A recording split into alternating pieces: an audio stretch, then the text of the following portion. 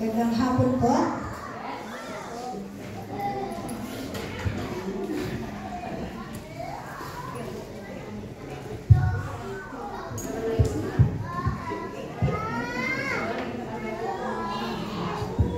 Bago po tayo mag-start sa word of encouragement, let us pray. Lord God, maraming pong salamat sa araw na ito. Ito ang aming Diyos na mapapagmahal. Pinupuri ka namin, O God, pinasasalamatan. Ikaw ang aming Diyos na tunay na mapagmahal. Ikaw lang ang aming Diyos na sasambahin at tatagkailangan. In Jesus' name we pray. Amen. Amen. Last week po, nagkaroon tayo ng Women's Fellowship. Yes. Diba? May tanong po yung sa women's natin, yung discussion po natin. Ang tanong po, sino ka noon? At paano ka binago ni Lord ngayon? Before and after.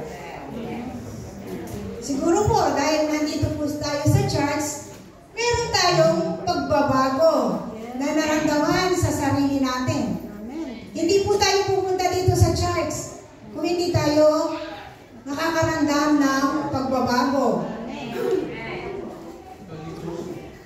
Dito po, sa ano nito, kapag nakakaranas po tayo ng trials, tulad yan tayo, halimbawa tayo po ay bago sa church, makakaramdam po tayo ng trials. Yung pagsubok, titingnan ni Lord kung gaano ka katatag. Yung hindi ka bibitaw. Kung kailan ka nagpapagamit kay Lord, bibigyan ka niya ng trials. Katulad po yan ng pagpasok sa sundalo. Hindi ka makakapagsundalo kung hindi mo malalampasan yung mga trials. Magta-training muna tayo, di po ba? And then magka-graduate ka to become a true soldier. Because we believe in Him. Kaya tayo naniniwala sa Kanya. Bakit tayo naniniwala kay Lord?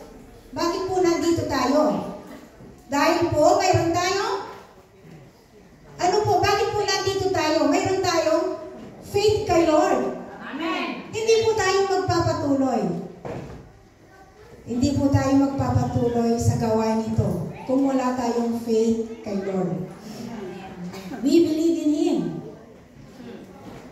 Tulad yan, kung may problema, kung may sakit ka, kay Lord tayo lalapit. Wala nang iba. Kung may sakit ka, magdadasal ka, dapat pagalingin ka, and then pupunta ka sa doktor. First, God. Seek help from God. Sabi nga dito sa Matthew verse 21 to 22, and whatever you ask in prayer, you will receive if you have faith. Talagang yung faith, matibay kay Lord. Yung faith, ang ano natin, yung faith lang. Faith in God will change your life. Babaguhin po niya tayo, unti-unti. Amen. Hindi yung totaling babaguhin ka niya. Wala pong ganon. Unti-unti po tayong magbabago. Mararamdaman po natin yan sa sarili natin. Sa sarili mo, kung mayroon kang nararamdamang pagbabago. Having faith in God, construction of person's life. Offering to face strength, yung lakas, yung mga challenges, the courage to overcome the obstacles, yung tapang mong mahaharapin yung pagsubok, and peace in the midst, ups and down. Paano mo ito haharapin yung pagsubok na to? Sabi nga po, ang ano ko po, ito po yung pinaka-title po ng words of encouragement ko. Fighting new life through faith in God. Hahanapin po yung bagong buhay sa paniniwala sa Panginoon. Tulad po ito, kapag nag-attend po tayo ng church, na mararanasan natin yung pagsubok, makakaramdam po tayo ng pagkukutya. Di po ba nakaranas na kayo ng ganon? Makakaramdam po tayo ng ganon. Kami mismo mag-asawa, nakaramdam na kami ng ganon. Which is, para kay Lord, magpapatuloy po kami. May pinuntuhan po kaming birthday, na-late po kami. Saan kayo galing? Sabi. Nag-church kami. Nagtingin sila. Tapos tumawa. Di ba may mararamdaman ka ng ganon? Hindi lang yun. Sabi ko sa asawa ko, magpatuloy tayo, wala naman. Para kay Lord. Dahil si Lord ang ano natin. Personally po, yun ang mararamdaman mo, meron pang iba. Minsan, sa pamilya, nagkakaroon po tayo ng problema. Kung kailan nandun ka na kay Lord, nagpapatuloy ka na, makakaranas ka ng pagsubok. Maraming pagsubok. Kung mataas, kung yung pananampalataya mo, kung faith mo kay God, hindi ka bibitaw. Bagkos, lalo kang magpapatuloy. Di po ba? Pagpatuloy po tayo, makakaranas tayo ng ganyan. Hihingin po natin kay Lord. O kung minsan naman po, meron naman, uhusgahan ka. Hanggang kailan kaya siya mag-charge? Hanggang kailan kaya siya mag-charge? Siguro isang buwan, 2 buwan, tingnan natin.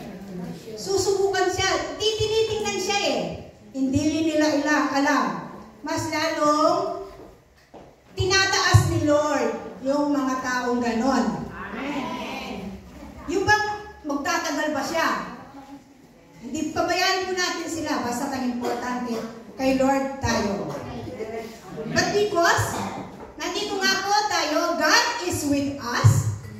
We have faith. Meron po tayong faith kay Lord. Hindi tayo hindi po tayo magpapaano sa ating kaaway. Hindi po tayo magpapatalo.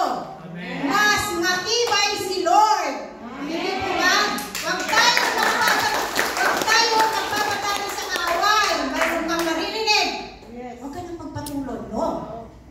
Basta kay Lord, magpatuloy tayo.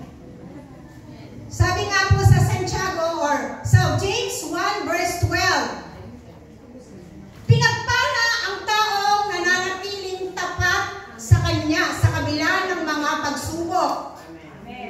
Pinagpala ang taong nananatiling tapat sa kabila ng mga pagsubok. Sapagkat matapos niya malampasan ang pagsubok, tatanggap siya ng gantimpala ng buhay na ipinangako ng Panginoon sa mga umiibig sa Kanya. Kaya po, magpatuloy po tayo para magkakaroon po tayo ng gantimpala. Amen. Yun po yan. So, dapat po tayo natin, basta magpatuloy lang po tayo sa paniniwala sa Panginoon. Lalo na ngayon, nowadays, makikita mo sa mga social media, yung mga maiinit ang ulo, dahil lang mga yan, lack of faith in God. Amen! Di po ba? Lack of faith yan. Nakakaano na sila, puro social media, nakakalimutan nila si Lord. Which is Lord. Put God first in your lives. Amen. Magkakaroon ka ng magandang buhay. Amen. How does faith? Paano kaya? Ako po, faith, binago po niya ako. Noon, ganun po ako. Ngayon, babaguhin. Makikita po yung difference po. Faith in God changed me as a person. Before po, palaban ako, mainitin ang ulo, tumatawa si brother. Kasi ako, mainitin ang ulo ko. Walang matanda sa akin. Yung mga kapatid ko, sinasagot ko po yan. Walang matanda. Dahil, ang alam ko, tama ako. Which is not, hindi rin maganda yon sa sarili. Yung nararamdaman ko ngayon, dahil noon, ginawa ko yun, hindi pala maganda yon. Be humble. Marirealize mo sa sarili mo. Yun ang natanggap ko sa sarili ko na nagkaroon ako ng unti-unting pag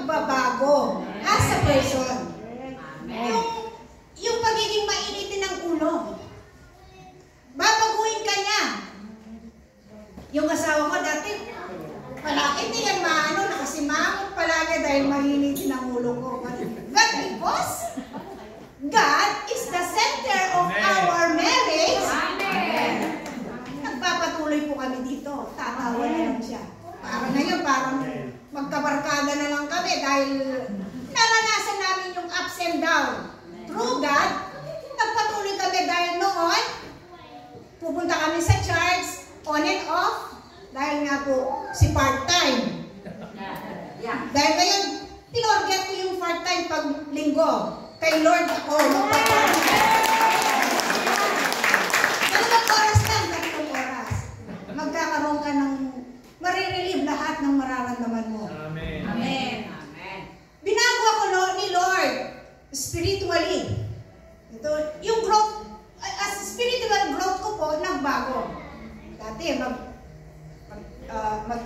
magdadasal ka lang, tama na yon. Pero hindi kulang po pala yon. Every Sunday, give your time to Lord, church. Magcha-church po tayo. Amen. And then, magkakaroon po tayo after church. Kung minsan, mayroon po tayong Bible study. Yung mga discipleship, may mga church obligation po tayo. Dahil yan, yung spiritual growth ko po, binago ni Lord. Kaya po, nagpapasalamat ako dito sa Church on the Rock family dahil sila yung second family ko. Amen. Instead of yung routine po namin ngayon, trabaho sa mga anak ko, sa church. Umikot lang yun sa isang araw, ay sa isang linggo. Trabaho sa mga anak ko, sa church, wala na yung ibang pinupuntahan. Kapag Amen. Sunday, sa church lang po kami. Amen. Amen. Amen. Amen. And then po, binago din po ako ni Lord emotionally. Amen. Tayo po yan. Amen. Yung emotion po natin, magkakaroon po tayo ng self-control. Amen. Amen. Self-control. So ngayon, tumatawa talaga siya kasi masaya siya. Self-control. Dahil ngayon, sabi ko na nakokontrol ko na yung sarili ko. Amen. Hallelujah. Dahil noon, mataas palagi yung parang high blood palagi. But because, sabi ko nga, first, God, to have a perfect relation. Hindi naman po perfect, to have a good relation. As a couple, hindi po ba, ilagay niyo po, ang marriage po, kung kulang ang foundation niya, matutumba. Tulad po yan ng bahay. Kung kulang po ng simento o hindi siya gaanong matibay, magko-collapse din po yan. Kaya, ang ating sangkap, ang ating, paano matitibay ang relationship? Put God first in your marriage. Amen. Matuto tayo. Si God ang sentro ng ating buhay, ng ating magiging ng ating marriage para maging successful po. Amen. Ang ano po niyan, ang self-control ay, yun nga, mainitin ang ulo mo, no? And then, tulad yung nga po yung nakita natin sa social media. Dahil yung self-control nila, hindi napigilan, may nadamay. Which is not good. So, pagkakaroon po tayo ng self-control, kung mayroon po tayong may problema, be humble. Magpakumbaba ka na lang. Hindi ka naman bababa kung ikaw ay magpapakumbaba. Bagkus, tinataas ka ni Lord kapag ikaw ay nagpapakumbaba. Amen. Lalo kang tinataas ni Lord. Amen. Nagpapakumbaba po. At saka po, ito pa yung isa. Sabi nga po dito sa 2 Corinthians 5 verse 17. Favorite po natin yan. Na-memorize na po natin yan, lalo na si Brother Tulo. No? 1 Corinthians 5:17. Therefore, if anyone in Christ, the new creation has come. The old is gone and the new is here. Tapon na natin yung old. Punta na tayo sa new life. Dahil nakita na natin yung new life natin kay Lord. Nakita na natin siya. So, sabi nga po yun. And pangatlo po, yung new perspective, yung bagong pananaw. Dahil nga, binago ka na ni Lord. May bagong pananaw ka na. Faith can shift your perspective from fear to trust. Noon, natatakot ka. Dahil kulang yung pananampalataya mo kay Lord na ngayon. Dahil binago ka na niya. Faith can shift your perspective from fear, sa takot, sa pagtitiwala. Magtiwala ka kay Lord. From worry to peace. From doubt to confidence. Mayroon ka na ng lakas ng loob dahil kakampi mo na si Lord. Amen!